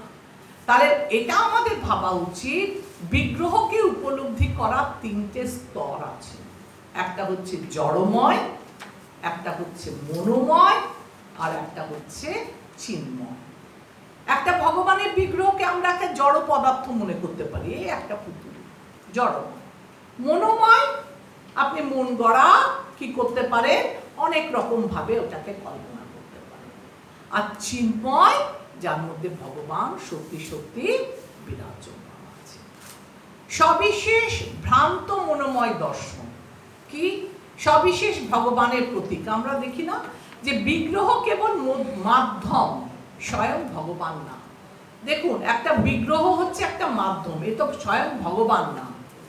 বিতর্কের কাল্পনিক প্রতীক, ইচ্ছানুসারে গ্রহণীয় নিম্ন স্তরের উপাসনার সাধন, শূন্যপাতে পর্যবসিত। এটাকে আমি একটু ভালো করে বুঝিয়ে বলি। একটা কি বলবো, একটা লোক, সে তার দেশকে ভালোবাসে, ঠিক আছে, দেশের জন্য কিছু করতে চাইছে। তো আমি দেশকে ভালোবাসি, আমি ভারতবাসী, আমি আমার ভারতকে ভালোবাসি, এটা বোঝাবার জন্য সে তাকে একটা প্রতীক নিতে হয়। প্রতীক মানে বোঝেন, চিহ্ন। তো ভারতকে ভালোবাসি, ভারতের প্রতীক কি, একটা পতাকা। এই পতাকাটা নিয়ে, একটা চিহ্ন নিয়ে সে অনেক জায়গায় রেসপেক্ট করতে পারে, মার্চ করতে পারে, পতাকা উত্তোলন করতে পারে, কত কিছু মানাতে পারে। কিন্তু এই পতাকাটাকে যদি কেউ পুড়িয়ে দেয়, তাহলে ভারত পুড়ে গেল না, ভারত ভারতই আছে। তেমনি একটা বিগ্রহকে যদি আপনি ভেঙে ফেলে মনে করেন যে আমি ভগবানকে ভেঙে ফেলেছি, সেটা না, ওটা ভঙ্গুর। ওর মধ্যে জাতীয় পতাকার মধ্যে ওই শক্তি আছে, আগুনে ফেলে দিলে জ্বলে যাবে। আপনি একটা বিগ্রহকে ভাঙতে পারেন, তার মানে এটা ভাবা উচিত নয় যে আমি ভগবানকে ধ্বংস করে ফেলেছি।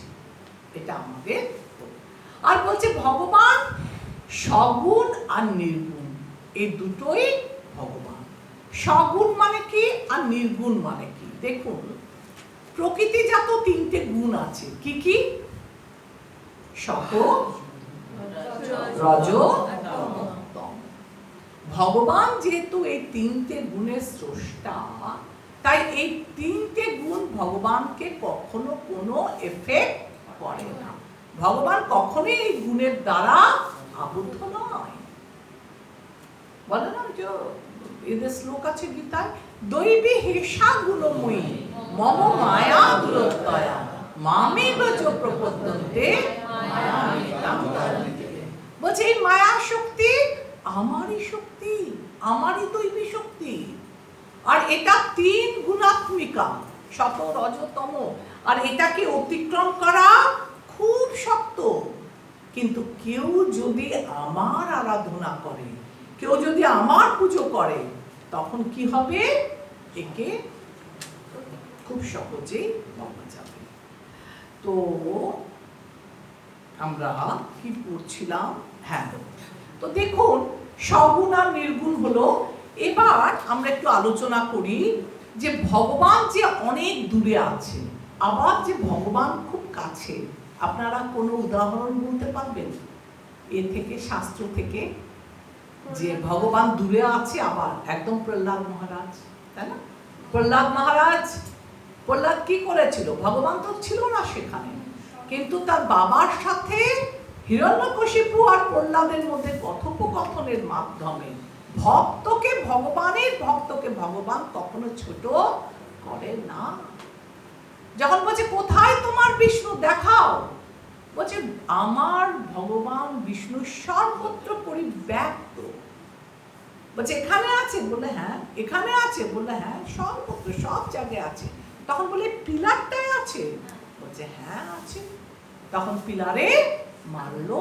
আর ভগবান স্বয়ং, যিনি কিনা সর্বদা অবস্থান করছে কোথায়? সেই কৃষ্ণ লোকে, সেখান থেকে নিমেষে তার শক্তির মাধ্যমে, কোন শক্তি? অন্তরঙ্গা শক্তি। শক্তির মাধ্যমে কি রূপে নির্গত হলেন? আমরা বলি না নৃসিংহ প্রার্থনা, ইতো নিসিংহ পারতো নিসিংহ। আরেকটা খুব সুন্দর লাইন আছে, বাহির নিসিংহ হৃদয়ে নিসিংহ। তো আমাদের নৃসিংহদেব বাইরেও আছে, প্রত্যেকটা এই যে ভগবানের কন্ট্রাডিক্টরি কথা, উনি বাইরেও আছে ভেতরেও আছে। তো আমরা এখান থেকে আমরা জানলাম নৃসিংহদেব বাইরেও আছেন, আমাদের হৃদয়েও বিরাজ করছেন। বাইরে থেকে তিনি রক্ষা করছেন, ভেতর থেকে আমাদের বুদ্ধি দিচ্ছেন। দদামি বুদ্ধি যোগান্তাম যেন মম প্রজান্তে। আমি ওকে ভেতর থেকে, আমার ভক্তকে আমি ভেতর থেকে শক্তি দিই, যাতে সে আমার ধামে অন্তিম কালে ফিরে আসতে পারে। আচ্ছা, এরপর দেখুন আমরা আরেকটা কাহিনী, এই তো একটা প্রহ্লাদ মহারাজ হলো, আরেকটা কাহিনী বলুন তো শাস্ত্র থেকে, যেটা ভগবান তৎক্ষণাৎ চলে এসেছিল। গজেন্দ্র। গজেন্দ্রকে কি করেছিল? গজেন্দ্র হাতিদের রাজা, তার সস্ত্রী পুত্র কন্যা নাতি পুতি সবাইকে নিয়ে সে জলকেলি করছে, কি আনন্দ। আর সেই সময় তাকে কুমির ধরে নিয়েছে। আর কুমির হচ্ছে জলচর, আর হাতি হচ্ছে অনেক বছর, 1000 বছর যুদ্ধ হয়েও হাতি যতই রাজা হোক, এক এক করে আত্মীয় স্বজন সবাই জল থেকে উপরে উঠে এলো, পাচ্ছে না। আর ওই এত বছর যুদ্ধ করেও ধীরে ধীরে স্থলচর প্রাণী হাতি, আর এই যে কে কামড়েছিল? কুমির, তার যে শক্ত করে হাতির পা কামড়ে ধরেছে, পুরো জল রক্তাক্ত, কিন্তু কুমিরের মরণ কামড় থেকে ছাড়াতে নিজেকে হাতি এত বলবান হওয়ার সত্ত্বেও সে কিন্তু পারেনি। অন্তিমে একটা খুব সুন্দর পদ্ম ফুল ফুটেছিল ওখানে ওই সরোবরে, ওই সরোবর থেকে একটা পদ্ম ফুল সুর দিয়ে তুলে যখন অন্তিম কালে সবাই ছেড়ে চলে গেল, তখন তার কার কথা মনে পড়লো? যার কেউ নেই তার ভগবান আছে। তখন ভগবানের কথা স্মরণ করে তিনি পূর্ব জন্মের মন্ত্র তখন তার মনে পড়ে গেল। আর ভগবান যে কিনা তার থেকে বহু বহু দূরে আছে, তৎক্ষণাৎ তার রথে চড়ে, তার রথ কি? গরুরের পিঠে চেপে একদম তৎক্ষণাৎ চলে এসে সুদর্শন চক্র কি করলো? কুমিরের দুজনকে উদ্ধার করলো, কুমিরকেও উদ্ধার করলো। তো এইভাবে ভক্তের ডাকে যিনি দূরে তিনি কাছে আসতেও। দ্রৌপদী বস্ত্রহরণের সময়, হ্যাঁ একদম ঠিক, একদম ঠিক। দ্রৌপদী বস্ত্রহরণের সময় একদম চলে এসেছিলেন, কারণ কি? ভক্ত ডাকছে তাকে।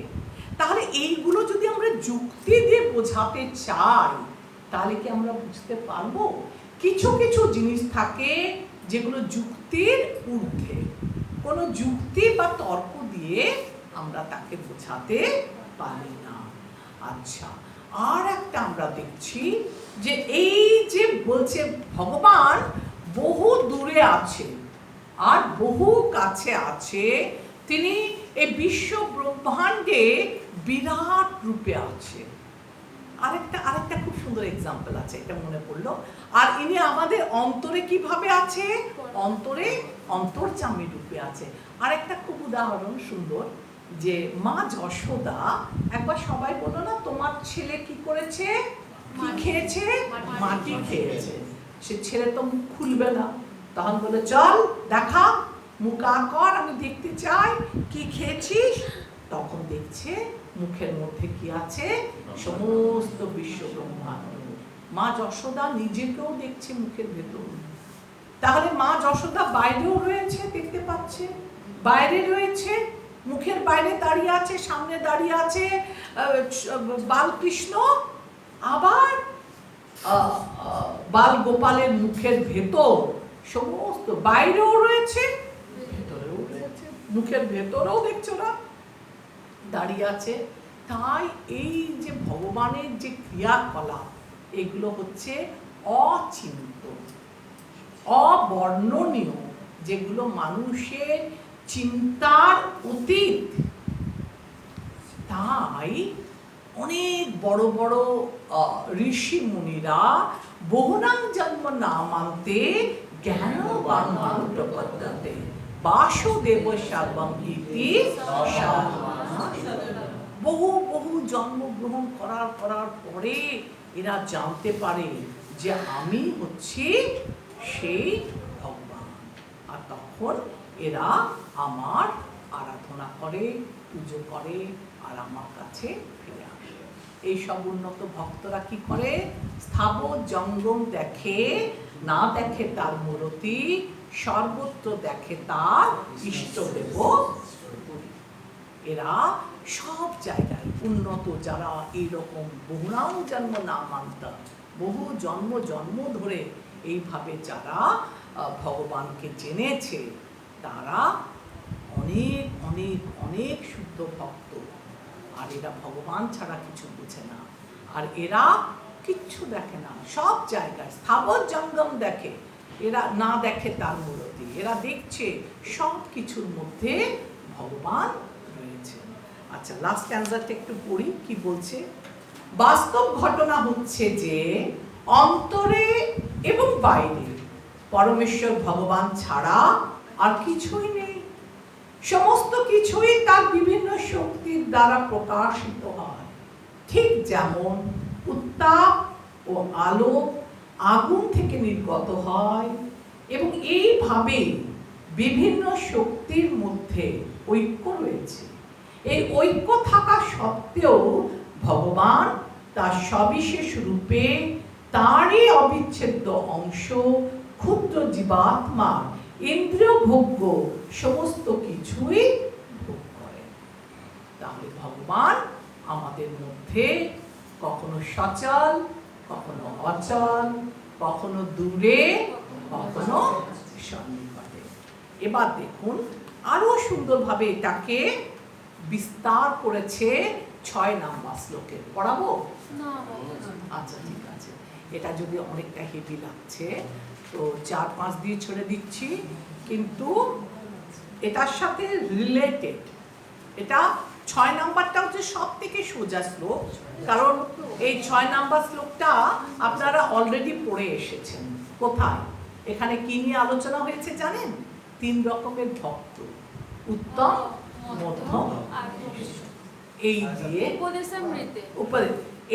এইটাই হচ্ছে 6 নাম্বার শ্লোকের মূল বিষয়। হ্যাঁ,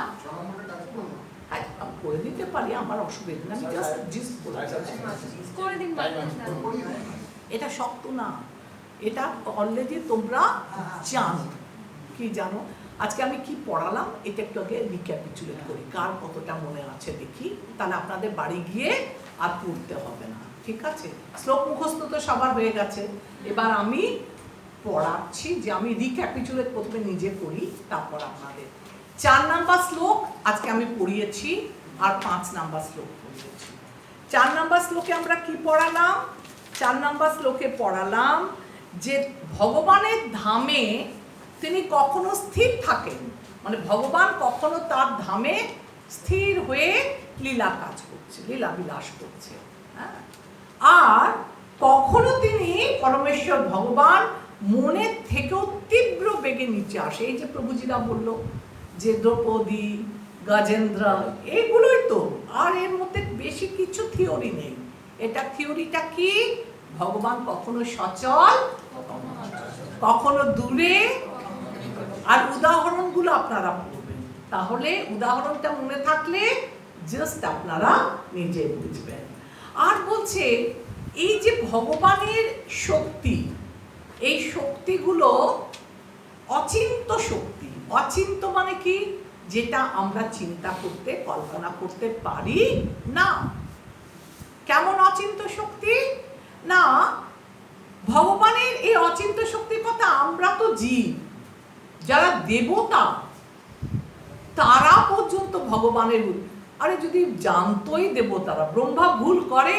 ওই যে আপনাদের একটা গল্প বলেছিলাম যে সব থেকে প্রিয় ভক্তকে, সবাই গেছে ব্রহ্মার কাছে গিয়ে বলে পিতাশ্রী, পিতাশ্রী না, কে গেছিল ওখানে জানতে?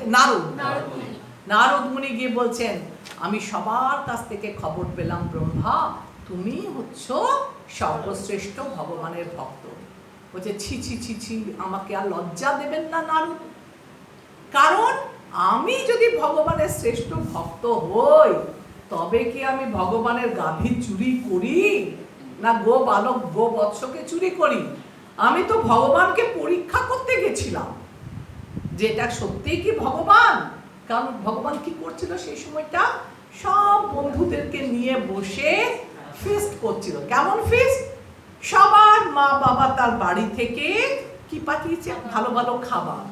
আর তখন বন্ধুদের কি হয়, নিজে খায়, বলে বা আমার মা তো খুব সুন্দর বানিয়েছে, নিজে পেল, আবার বন্ধুকে বলে বাবা তুই একটু খেয়ে দেখ, দেখ আমার মা কি ভালো বানিয়েছে, নিজের এঁঠোটাই ভগবানকে খাইয়ে দিল। এইভাবে যখন তারা এক জায়গায় বসে ওরা কোথায় গিয়েছিল, গোচারণে গেছিল, গোচারণে বসে গাছের তলায় বসে খুব সুন্দরভাবে প্রসাদ পাচ্ছিল, তখন ব্রহ্মা ভাবছে এটা ভগবান, আমি কি করি দেখি এ কি সত্যি ভগবান। বলে ওর গোবৎসগুলোকে নিয়ে গেল, বলে আর কাকে নিয়ে গেছিল, গো সখাগুলোকে নিয়ে চলে গেছিল। তখন বলছে নারদ মুনিকে আমি যদি ভগবানের ভক্ত হই তাহলে আমি কখনো যাই ভগবানকে পরীক্ষা করতে? না না না, আমি বড় ভক্ত নই। তখন বলছে তাহলে কে বড় ভক্ত? বলছে তুমি ইন্দ্রের কাছে যাও, দেবাদি দেব ইন্দ্রর কাছে গেল। বলে আপনি নিশ্চয়ই ভগবানের সব থেকে বড় ভক্ত। বলছে হ্যাঁ আমিও তো তাই ভাবতাম, কিন্তু আমি যদি বড় ভক্ত হই তাহলে আমি 7 দিন ধরে গোবর্ধন ধরে ভগবানকে দাঁড় করিয়ে রাখি, ছোট বাচ্চা 7 বছরের কড়ি আঙ্গুল দিয়ে গোবর্ধন 7 দিন ধরে তুলে আছে, আর প্রচন্ড বৃষ্টিপাত। আমি যদি বড় ভক্ত হব তাহলে আমি কি ভগবানকে কষ্ট দেব? না না, আমি বড় ভক্ত নই। তাহলে ইন্দ্র চন্দ্র বরুণ এরাও ভগবানের খোঁজ পায় না, তাহলে জীব তো তুচ্ছাতি তুচ্ছ দূরের কথা। তাই 4 নম্বর শ্লোকে কি বলছে, তাহলে কিভাবে আমরা ভগবানকে জানতে পারব? ভগবানকে জানার একটাই কাজ, একটাই প্রসেস। ভগবান যদি কখনো আমাকে কৃপা করে, ভগবানের কৃপার মাধ্যমে আমরা ভগবানকে জানতে পারব। ঠিক যে এক্সাম্পলটা দিলাম, কি দিলাম, কে কৃপা করলো? হাতি। হাতির মাথায় মণি আছে, বাচ্চাটা মণি চাইছে। একটা বাচ্চা কখনোই হাতির লাগাল পাবে না তার কাছে, কিন্তু হাতিটা যদি মনে করে আমি এই ছোট বাচ্চাটাকে আমার মাথার মণিটা খুলে দেব, তখন সে কি করবে, ছোট বাচ্চাটার কাছে পা গেড়ে বসে গেল। একদম হাতি যদি নিজের থেকে বসে গেল তখন বাচ্চাটা সেখানে ধরতে পারবে। তাহলে এটা হ্যাঁ, যে ও দাঁড়িয়ে দাঁড়িয়ে সেবা করতে পারছিল না, বয়স হয়ে গেছিল, ভগবান নিচে বসে গেছিল। তো ভগবান তার ভক্তের কাছে কি হয়, অচল এবং সচল। তার ভক্তের কাছে যে কোনো সময় যে কোনো ভাবে সে প্রকাশ করতে পারে। এটা কত নাম্বার ছিল? 4 নাম্বার। 5 নম্বরে আমরা কি দেখলাম? 5 নম্বরে ছিল পরমেশ্বর ভগবান সচল অচল, এই একই জিনিস, সচল অচল, কখনো অচল, কখনো দূরে, কখনো। এটাই আমাদের আজকে সেরকম খুব শক্ত টপিক ছিল, উদাহরণ দিকে। আর 6 নাম্বার শ্লোকটা দেখুন, ভালোই লাগবে, একটু আপনাকে 5 মিনিট টাইম দিচ্ছি, আপনারা একবার পড়ে নিন শ্লোকটা।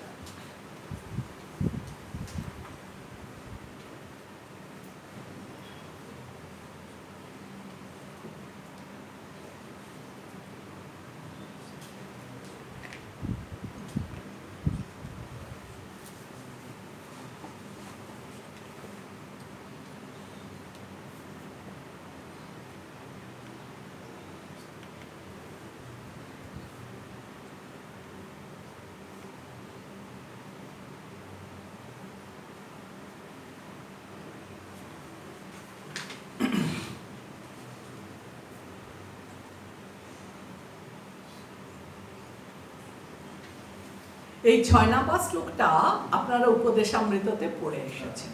এটা আপনাদের খুবই ইজি লাগবে। এই জন্য এখানে কি বলছে 6 নাম্বার শ্লোকে, জন্তু সর্বাণি ভূতানি জন্তু সর্বাণি ভূতানি জস্তু সর্বাণি ভূতানি জন্তু সর্বাণি ভূতানি আত্মনি এব অনুপশ্যতি আত্মনি এব অনুপশ্যতি সর্বভূতেষু চাত্মনং সর্বভূতেষু চাত্মনং সর্বভূতেষু চ আত্মনং সর্বভূতেষু চ আত্মনং ততো ন বিজগুপ্সতে ততো ন বিজুগুপ্সতে যস্তু সর্বাণি ভূতানি যস্তু সর্বাণি ভূতানি আত্মনেবানুপশ্যতি আত্মনি এব অনুপশ্যতি সর্বভূতেষু চ আত্মানং সর্বভূতেষু চ আত্মনং ততো ন বিজগুপ্সতে ততো ন বিজুগুপ্সতে যিনি সব কিছু ভগবানের সঙ্গে সম্পর্কিত, সমস্ত জীবকে তার অবিচ্ছেদ্য অংশ রূপে দর্শন করেন এবং যিনি সর্বভূতে ভগবানকে দর্শন করেন, তিনি কখনো কোনো কিছুর প্রতি বা কারোর প্রতি ঘৃণা প্রদর্শন করেন না। যিনি সবকিছু ভগবানের সঙ্গে সম্পর্কিত, সমস্ত জীবকে তার অবিচ্ছেদ্য অংশ রূপে দর্শন করেন। এখানে আমরা গীতায় পড়েছি না, একটা আছে যে মম বংশে কি ছিল, মম বংশে জীবলোকা জীবভূতাং সনাতন। বলছে এই যে জীবরা, এরা আমারই বিভিন্নাংশ। তাহলে ভগবানের মধ্যে কি আছে? সৎ চিৎ আনন্দ। ঈশ্বর পরম কৃষ্ণ সচ্চিদানন্দ বিগ্রহ অনাদিরাদি গোবিন্দ সর্বকারণ। তো এই সৎ চিৎ আনন্দ ভগবানের স্বরূপ। তাই আমাদের, যেহেতু আমরা ভগবানের বিভিন্নাংশ, তাই আমাদের মধ্যেও সৎ চিৎ এবং আনন্দ বর্তমান। আর কি বলছে? যিনি সব কিছু ভগবানের সঙ্গে সম্পর্কিত সমস্ত জীবকে তার অবিচ্ছেদ্য অংশরূপে দর্শন করেন এবং যিনি সর্বভূতে ভগবানকে দর্শন করেন, তিনি কখনো কখনো কখনো কোনো কিছুর প্রতি বা কারো প্রতি ঘৃণা প্রদর্শন করেন না। এখানে উত্তম ভক্তের কথা বলা হয়েছে। তো আমরা উত্তম ভক্ত পড়ার আগে আমরা দেখব যে ভক্ত কত রকমের। ভক্ত হচ্ছে 3 রকমের। প্রথমটা কি? কনিষ্ঠ ভক্ত, তারপরে হচ্ছে মধ্যম ভক্ত, তারপর হচ্ছে উত্তম ভক্ত। এটা আপনারা ভালো পরীক্ষা দিয়েছেন, পরীক্ষায় লিখেছিলেন এদের গুণাবলীগুলো আর পড়েছিলেন। তো যারা কনিষ্ঠ ভক্ত, তারা কি করে? তাদের একটা ভালো গুণ আছে। কি ভালো গুণ কনিষ্ঠ ভক্ত? বলুন, সবার পড়া এটা আমি আপনাদেরই জিজ্ঞাসা করব। হ্যাঁ, যারা কনিষ্ঠ ভক্ত তাদের দুটো ভালো গুণ আছে। একটা গুণ হচ্ছে কি? তার দুটো গুণ আছে। ভালো গুণ খারাপ গুণ কিছু বলবো না, তার দুটো গুণ আছে। প্রথম গুণটা কি? প্রথম গুণ হচ্ছে তারা ভগবানের সেবা করছে। আর 2 নাম্বার হচ্ছে তারা ভক্তদেরকে কি করে না? শ্রদ্ধা করে না। তাহলে তাদের দুটো গুণ কি কি কনিষ্ঠ ভক্তের? একটা হচ্ছে ভগবানের সেবা করছে, আর একটা গুণ হচ্ছে আর যারা যারা যারা ভক্ত তাদের সাথে ভালো সম্পর্কে তারা নেই। এটা হচ্ছে কনিষ্ঠ ভক্তের গুণাবলী। এই জন্য কনিষ্ঠ ভক্তদেরকে কি বলা হয়? এরা প্রাকৃত ভক্ত। প্রাকৃত শব্দটার অর্থ কি? প্রাকৃত হচ্ছে এরা শুদ্ধ ভক্তের সংস্পর্শে থেকে ভক্তি লাভ করতে পারে। এদের কিন্তু নিজস্ব ভক্তি করার ক্ষমতা নেই। এই জন্য এদেরকে বলা হচ্ছে এই যে স্তরটা, এই স্তরটাকে বলছে প্রাকৃত স্তর, যে এরা এখনো ভগবানের পুরোপুরি ভক্ত হতে পারে। আর যারা নিরন্তর হরিনাম করছে তারা হচ্ছে মধ্যম স্তরে অবস্থিত। এই যারা মধ্যম স্তর, এটা আপনারা খুব ভালো জানেন, আমার থেকেও ভালো আনসার দেবেন। এই মধ্যম স্তরের যারা ভক্ত তাদের কি 4টি গুণাবলী? 1 নাম্বার, এরা কি করে বলুন বলুন? এরা হচ্ছে প্রথমে ভগবানকে সেবা করে। একদম এখানেই মুখস্থ করে নিন, কারণ এগুলো আপনাদের সব প্রশ্ন উত্তরের ভেতর আছে। 1 নাম্বার মধ্যমের হচ্ছে ভগবানকে সেবা করে। 2 নাম্বার গুণ কি? ভগবানের ভক্তদের সঙ্গে যারা কনিষ্ঠ ছিল তারা কিন্তু কোনো মৈত্রী ফৈত্রী, শুধু ভগবানের পুজো করছে, আর কোনো দিকে তাদের ভূক্ষেপ নেই। আর যারা মধ্যমা তারা ভগবানের সেবা করছে। 2 নাম্বার ভগবানের ভক্তের সঙ্গে তারা মৈত্রী স্থাপন করছে, বন্ধুত্ব করছে। 3 নাম্বার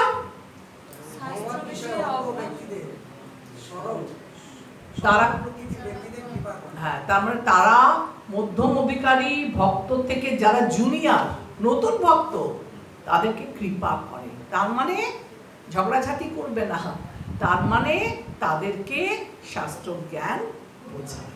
তারা যেটা পারে না তারা শেখায়, বিভিন্ন রকম শাস্ত্র জ্ঞান তারা কৃপা করে কনিষ্ঠ ভক্তদের কাছে বলে। আর কি 4 নাম্বারটা কি? ভগবত বিদ্বেষী যারা তাদের থেকে দূরে থাকে। তাদের থেকে কেন দূরে থাকে? না বলে না সৎসঙ্গে সর্ববাস, অসৎ সঙ্গে। এই অসৎ সঙ্গে থাকার ফলে কত কত মানুষের সর্বনাশ হয়েছে না, আমরা শাস্ত্র থেকে দেখি। 1-2 বলতে পারবেন? অসৎ সঙ্গ, অজামিলের কাহিনী একটা হলো। আর অসৎ সঙ্গ রামায়ণ থেকে বলুন, অসৎ সঙ্গ রামায়ণ থেকে বলুন।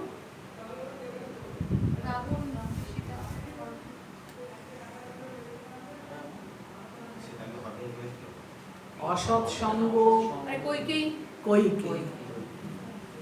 এতক্ষণ অব্দি কইকেয়ী খুব ভালো ছিল, রাম রাজা হবে, কি আনন্দ ফুর্তি। এলো মন্থরা নিজের গলার হার দিয়ে দিল, এনে গলার হার, আমার ছেলে রাম রাজা হবে। কিন্তু ক্ষণিকের ভুলে মন্থরার সাথে অসৎ সঙ্গ করে সে কি হলো? সে একজন সৎ ব্যক্তিও অসৎ আচরণ করতে শুরু করলো। আর মন্থরার কুপরামর্শে সে শ্রী রামচন্দ্রকে, যাকে সে ছেলের থেকে বেশি ভালোবাসত, যে রাজা হওয়ার জন্য স্বয়ং নিজের গলার হার মন্থরাকে উপদেশ দিল, সেই মন্থরার সাথে সঙ্গ করার ফলেই সে রাজা রামচন্দ্রকে বনবাসে পাঠিয়ে দিল। তো আমরা কি বলছিলাম? যে এই ভগবত বিদ্বেষীদের কাছ থেকে আমাদের সবসময় দূরে থাকতে হবে। এরপরে 3 নাম্বারটা কি? উত্তম ভক্ত। উত্তম ভক্ত কারা?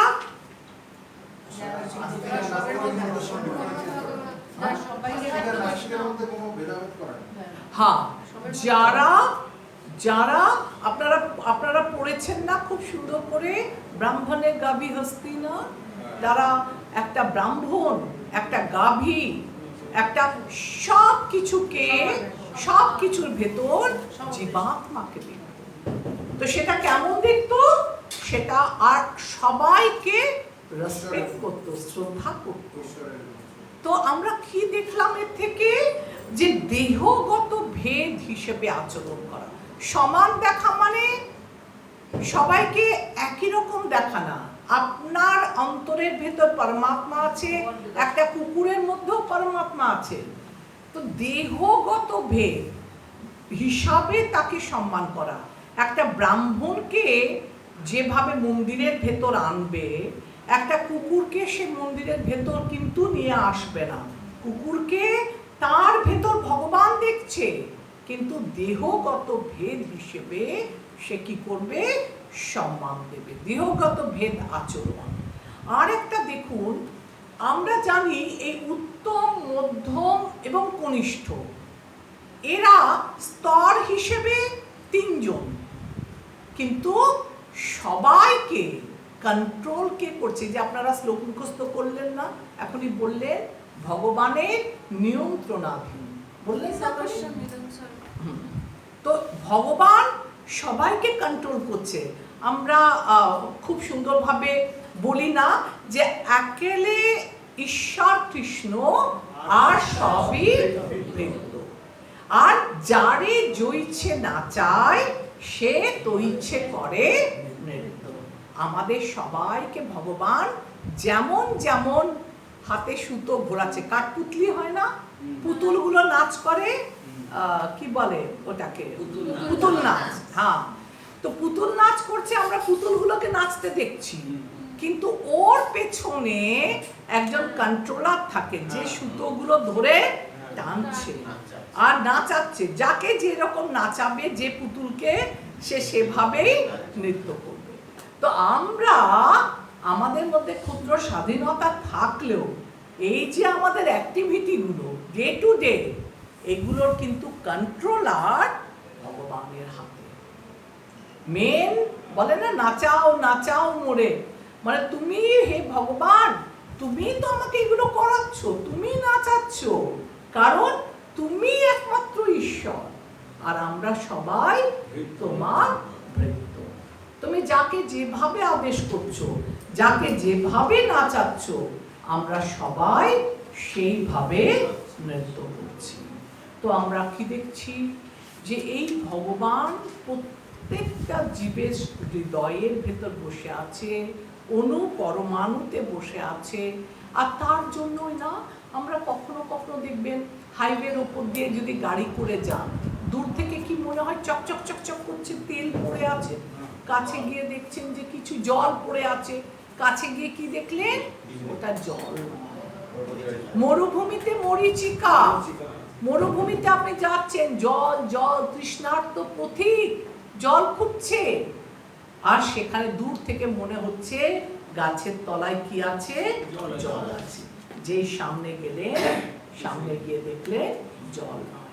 আর একটা ব্যাপার হচ্ছে, ভগবান না নিয়ন্ত্রণ করছেন, ভগবান সবকিছু আমাদের নাচাচ্ছে, কিন্তু তাহলেও ভগবান আমাদের কি দিয়েছে, বুদ্ধি দিয়েছে। সেই বুদ্ধি আমাদেরকে অ্যাপ্লাই করতে হবে। কিরকম? সবাই তো গাছ থেকে পেড়ে আপেল খায়, আমরা আপেল খাচ্ছি, আমরা কত কিছু খাচ্ছি, গাছের তলায় ফল পড়ছে খাচ্ছি, কিন্তু নিউটন সেই যে আপেলটা পড়লো ওটাকে নিয়ে ভাবতে বসলো, বুদ্ধি প্রয়োগ করলো। সবাই তো দেখে আপেল পড়ছে, কিন্তু নিউটন সেটা নিয়ে কি করলো, সেটা নিয়ে বিশ্লেষণ করলো। তাই বলছে যে প্রকৃত শিক্ষক পূর্বাতন আচার্যদের পদাঙ্ক অনুসরণ করা কর্তব্য। আচ্ছা ঠিক আছে, আজকে না আপনাদের খুব বেশি এগোবো না, এত দূরে থাকুক, এটা প্রায় এর ভিতর আর সেরকম কিছু নেই। এটা হচ্ছে ভগবান আপনাকে যেভাবে যেভাবে চালাবে, আপনাকে সেইভাবে চলতে হবে। এবার হচ্ছে ভগবান কেন সমদর্শী নয়? কারণ কি ভগবান বলছে যে যথা মাং প্রপদ্যতে তাং তথৈব ভজামি।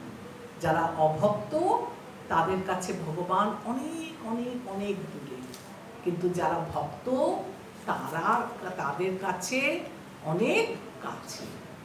সব জীবে আত্মাকেই দর্শন, আত্মা ঈশ্বরের বিভিন্ন অংশ, আত্মার সঙ্গে পরমাত্মা রূপী ঈশ্বর দর্শন, প্রতিটি অণুতে পরমাত্মার দর্শন, জড় জগতের দ্বন্দ্ব ভাব থেকে মুক্তি। এটা মোটামুটি আমি আপনাদের পড়িয়েছি, আর যদি পয়েন্টগুলো লিখে নিতে চান লিখে নিতে পারেন। প্রথম অনুচ্ছেদে কি বলছে, কনিষ্ঠ অধিকারী ভক্তের লক্ষণ কি, এটা তো আপনারা নিজেরাই বুঝতে পারছেন, এটা না লিখলেও হবে। দ্বিতীয় অনুচ্ছেদে মধ্যম অধিকারী ভক্তের লক্ষণ, তৃতীয় অনুচ্ছেদে উত্তম অধিকারী ভক্তের লক্ষণ, আর 4 থেকে 7 প্রকৃত সমদর্শন ও ছদ্ম সমদর্শন। এটা কি সেই বিষয়। তো এই ছিল আমাদের আজকের আলোচ্য বিষয়। তো আমরা এটাকে পরের দিন আবার কন্টিনিউ করব 4টা। তো এখানেই রইল আজ। অমৃত লহরী দুহাত তুলিয়া বলো হরে হরে কৃষ্ণা কৃষ্ণা কৃষ্ণা কৃষ্ণা হরে হরে, হরে রাম